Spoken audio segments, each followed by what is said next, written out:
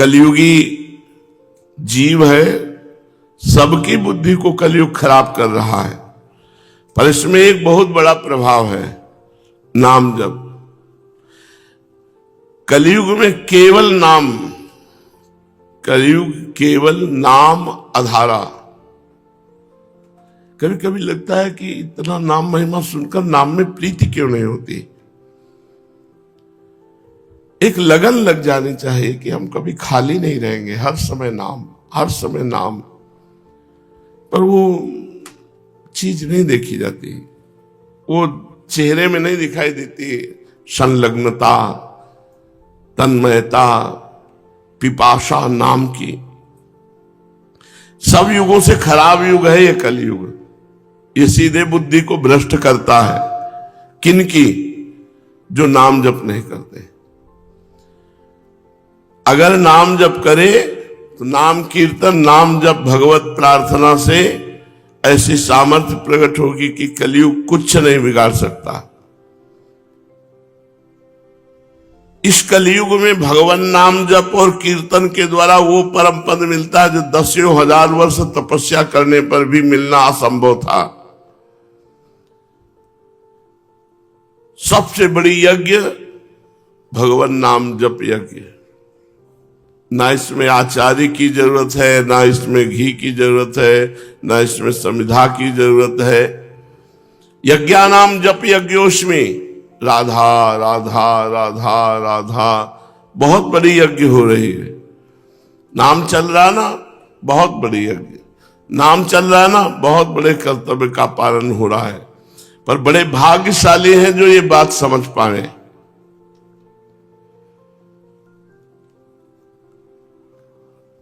शरीर में कुष्ठ हो या ब्याह ना हुआ हो, विधुर हो या आंखों से अंधा हो, कानों से सुनाई ना दे रहा हो, ये सब पाप के घोर लक्षण हैं। ऐसा भी अगर नाम जप करने लगे तो बहुत कम समय में उसे दिखाई देने लगेगा। क्या? प्रभु का रूप संसार का दिखाई दे चाहे ना दिखाई दे। कानों में संसार की बातें नहीं सुनाई देंगी, पर भगवान नाम सुनाई देने लगेगा। कोई जप करके देख लो। हम ये नहीं कहते कि तुम्हारा कुष्ठ खत्म हो जाएगा, लेकिन कुष्ठ सहने की क्षमता आ जाएगी। कान में सुनाई न देना, कुष्ठी होना, विवाह न होना, अविवाहित, पूरे जीवन नाम जप के द्वारा अपने को संभाला जा सकता है। क्या इसमें बाबा ने विवाह का इतना बड़ा आकर्षण है कि इससे मुक्त होना बहुत कठिन है। पर नाम जापक सहज में इससे मुक्त हो जाएगा। नाम में इतनी शीतलता है कि कामाग्नि का दाह ही नहीं छू पाता हृदय में। जो काम की अग्नि है वो स्पर्श नहीं कर पाती है। जप यज्ञ, चाहे बालक हो, चाहे बूढ़ा हो, चाहे स्त्री हो, घोर अनाधिकारी का भी अधिकार नाम जप में है। घोर नीच पुरुष का भी अधिकार नाम जप में है। काना हो, अंधा हो, कुष्ठी हो, विधुर हो, अविवाहित हो, बालक हो, बूढ़ा हो, जवान हो, ब्राह्मण, क्षत्रिय, वैश्य, शूद्र, अंत्यज, सबका अधिकार नाम जप में है। और नाम जप करने से कलयुग में बहुत जल्दी भगवत प्राप्ति होती है। बाबा कह रहे, मैं आज अनुभव से अपने कहता हूं, भगवान नाम का जप और ब्रह्मचर्य, इससे जो चाहो प्राप्त कर सकते हो। प्रभु के नाम का जप चलता रहे और इंद्रियां पापाचरण ना करे तो बहुत जल्दी आपको अनुभव में आएगा कि भगवत कृपा हमें घेरे हुई है। नाम जप से ही तत्व ज्ञान हो जाता है। कलयुगी जीवों को वेदांत से ज्ञान प्राप्त करने की आवश्यकता नहीं पड़ेगी। जब इस कोटि का नाम हो जाएगा जपते जपते कि आपकी जिह्वा चाहे भी तो नहीं छोड़ सकती, तो आपको तत्व ज्ञान करा देगा ये नाम जप ही। नाम जप से हृदय पवित्र होता है और पवित्रता में ही भगवदानंद की स्फूर्ति होती है। हमसे पूछा जाए कि सबसे कठिन बात क्या है, बाबा कह रहे सबसे कठिन बात है भगवान का नाम जप करना। सबसे कठिन बात, सर्वश्रेष्ठ बात, सब कुछ प्राप्त कराने की सामर्थ्य। कोई कितना भी नीच हो, रोगी हो, अशुद्ध हो, वो सब पवित्र हो जाता है नाम जप से। जिस दिन हमारी नाम में आसक्ति हो जाएगी, उसी दिन हमारे हृदय में विशुद्ध भक्ति का प्रादुर्भाव हो जाएगा। देखो, भगवान नाम में ऐसी रस लोलुपता है, पर ये मूर्ख लोग विषयों के सुख के लिए भगवान नाम को नहीं लेते। अगर भगवान नाम ले तो देखो जी ऐसो राम नाम रस खान, मूर्ख या को मरम न जाने, पीवे चतुर सुजान।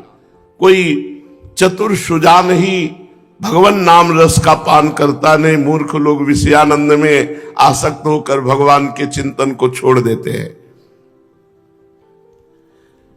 अभ्यास करने से हम मूर्खता को, जड़ता को, निद्रा को, विषय वासनाओं के आकर्षण को जड़ से उखाड़ के फेंक सकते हैं नाम जप के अभ्यास से।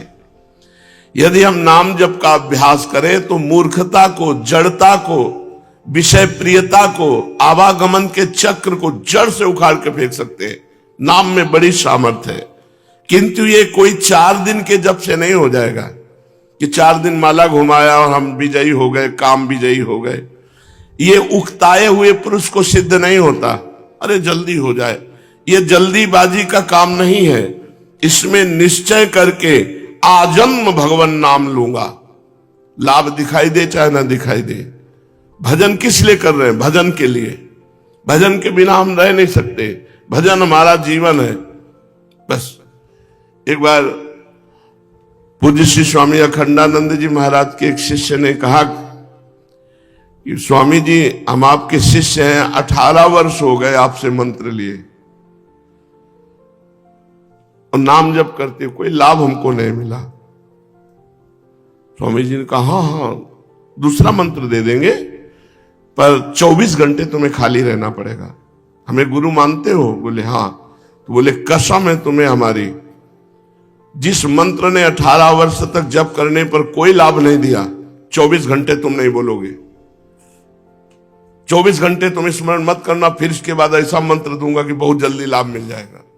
जब अब यही वो सीढ़ी में उतरने लगो मंत्र, उसका अभ्यास था। वो थोड़ी देर गए, लौट के आके रो के बोले स्वामी जी इसको छोड़ तो नहीं पाएंगे।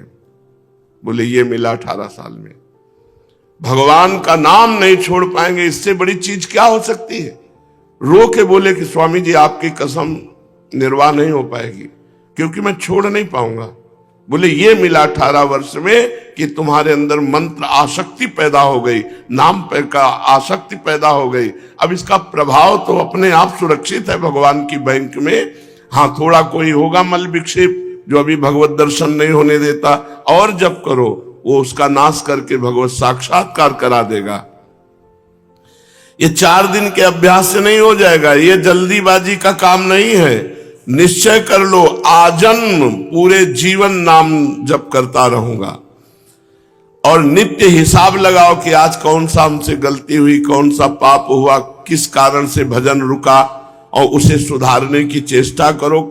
नियम लो, अब लो नशानी अब ना नशे हो। जप में इतनी शक्ति है कि जब अधिक होने लगेगा तो तुम्हारी समाधि लगने लगेगी, एकाग्रता सिद्ध हो जाएगी। जब नियम पूर्वक, प्रतिज्ञा पूर्वक भगवान नाम जप होगा तो गीता जी के जितने श्लोक हैं सबका अर्थ अपने आप आपके हृदय में आने लगेगा। जप करके देखो, अपने आप सच्चिदानंद भगवान की वाणी आपके हृदय में स्फुरित होने लगेगी। नित्य प्रति यदि साधना की जाए नाम जप की, तो कुछ ही दिनों में नियम पूर्वक नाम जप करने से लाभ प्रतीत होने लगेगा।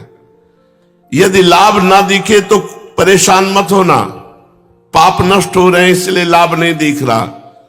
हम कह रहे पूरे जन्म लाभ ना दिखे तो भी तुम परेशान मत होना, तुम्हें अंतिम में भगवत साक्षात्कार हो जाएगा, तुम्हारा ये जीवन अंतिम में फाइनल में पहुंच जाएगा। अगर कोई ऐसे प्रारब्ध भोग है जो अभी भगवदानंद का अनुभव नहीं होने दे रहे, तो तुम चुपचाप अपनी दिनचर्या करते रहो, नाम जप करते रहो, अंतिम में बात बन जाएगी। जिस माला से आप नाम जप करते हैं उस माला में शक्ति पैदा हो जाती है। ये बहुत अब आजकल वो काउंटर चल गया है, माला तो लोग कम जपते हैं, लेकिन हम धन्यवाद देते हैं कि किसी भी तरह नाम स्मरण हो। मान लो काउंटर से नाम अधिक रुचिपूर्वक होता है, आप कीजिए, पर काउंटर को सम्मान से रखिए, क्योंकि वो माला के समान ही तो है, नाम गणना में आता है। माला जिससे नाम जप कर रहे हो, सुमिरनी या काउंटर, इसे भगवत स्वरूप समझो अपनी जेब में और पवित्र भाव से जपो, पवित्र भाव से रखो, उसका महत्व रखो, वो नाम जपो आता है। वैसे तो कोशिश करे तुलसी जी की सुमिरनी ले ले छोटी, पर प्रायः वैसे सुविधा ज्यादा लोगों को काउंटर से पड़ती है, जेब में डाले हैं, अंगूठी की तरह पहने हैं और नाम जप कर रहे हैं। बहुत अच्छा है, मत छोड़ना, क्योंकि हमें नाम से मतलब है। वो काउंटर नाम जपाने में हमें सहयोग दे रहा है, इसलिए उसको पूज्य भाव से रखो। बाबा कह रहे हैं जिससे नाम जप किया जाता है वो माला भगवत स्वरूप हो जाती है। पूरे जीवन में एक ही माला रखनी चाहिए। अगर उसकी मन का टूट जाए तो नई मन का डलवा लो, एक दो जो टूट जाए, माला वही रहनी चाहिए। माला टूट गई तो उसको गुहा लीजिए दोबारा नया, लेकिन माला वही रहनी चाहिए। काउंटर में ऐसा नहीं हो सकता। फेल हुआ, फेंक दिया। पूज्य पंडित गया प्रसाद जी महाराज जिससे सोहनी लगाते थे, जब सोहनी घिस जाती तो आंसू प्रवाह करते हुए उसे छाती से लगा के गिरिराज जी की तलहटी में जाके उसे समाधि देते कि ये सोहनी जी, आपने महीनों हमारे ठाकुर जी के सामने सफाई की है, इसलिए उसे हृदय पोछा जाके आंसू प्रवाह करते हुए कि आप कई महीने हमारे ठाकुर सेवा में रहे, तभी तो महापुरुष थे। बाबा कह रहे हैं जिससे नाम जप किया जाता है उसमें शक्ति आ जाती है, उसमें दिव्यता आ जाती है। देख लो, बाहर के काउंटर से अंदर के काउंटर में आ जाओ, धीरे धीरे धीरे धीरे, और भगवान से कह दो तुम जोड़ो कितने हुए, हम धुआंधार जप रहे हैं, हम धुआंधार जपेंगे और आप संख्या गिनते रहो, और जब पूरे हो जाए तो आ जाना, राधे राधे हमसे कर लेना, राधा वल्लभ श्री हरिवंश, राधा वल्लभ श्री हरिवंश। भगवत स्वरूप माला में इतनी शक्ति पैदा हो जाती है कि वो स्मरण में बहुत सहयोग देती है, प्रियता देती है। आसन, माला, ग्रंथ ये बार बार बदलने नहीं चाहिए।